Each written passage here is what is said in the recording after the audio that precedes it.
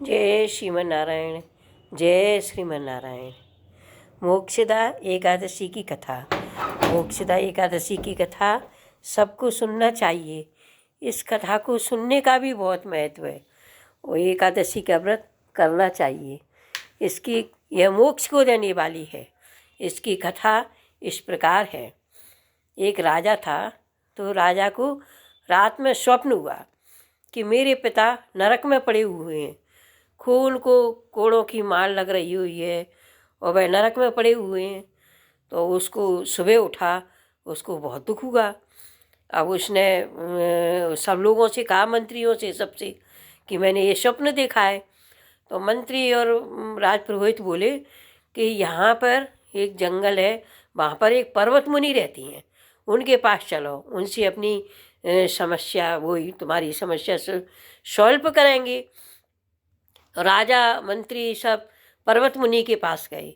पर्वत मुनि से राजा ने अपने सारे स्वप्न का हाल सुनाया। जब स्वप्न का हाल सुनाया कि मेरे पिता को मैंने रात में स्वप्न में नरक में पड़े हुए देखा है और बहुत उनके कोड़ों से पिटाई लग रही है। तो पर्वत मुनि ने ध्यान लगाया। ध्यान लगा के उन्होंने देखा कि राजन, तुम्हारे पिता हकीकत में नरक में पड़े हुए हैं। कई क्या कर्म से वो नरक में पड़े हुए हैं। कई उनके एक नहीं अनेक रानियां थीं, तो उनने रानियों में सब में भेदभाव रखा। उस भेदभाव के प्रभाव से, उस पाप से, किसी भी रानी से नहीं बोलते थे, एक से ही बोलते थे। उस पाप से उनको नरक जाना पड़ा। तो कहीं अब क्या करूं मैं। कहीं मोक्षदा एकादशी आ रही है, मार्गशीर्ष मास के शुक्ल पक्ष की एकादशी मोक्षदा है। इसका व्रत करो और अपने पिता के नाम संकल्प करो इसका। कही ठीक है महाराज। उनने मुनि से कहा।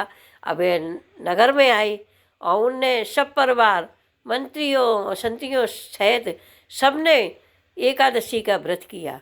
एकादशी का उन्होंने निर्जल व्रत किया और संकल्प अपने पिता के नाम छोड़ा। तो पिता की मुक्ति हुई। नरक में से पिता को स्वर्ग में ले जाया गया। पिता ने आशीर्वाद दी, बेटा तुमने आज हमारी मुक्ति की है, भगवान तुम्हें हमेशा खुश रखे। इसलिए इस एकादशी का व्रत करना चाहिए। एकादशी व्रत करने से सारे पाप नष्ट होती हैं और यह मोक्षदा एकादशी है। इस दिन का व्रत सर्वोत्तम है। एकादशी का व्रत अवश्य करना चाहिए। जय श्रीमन नारायण। इसके कथा को सुनने का भी बहुत महत्व है, इसलिए इस कथा को भी सुनना चाहिए। जय श्रीमन नारायण। जय श्रीमन नारायण।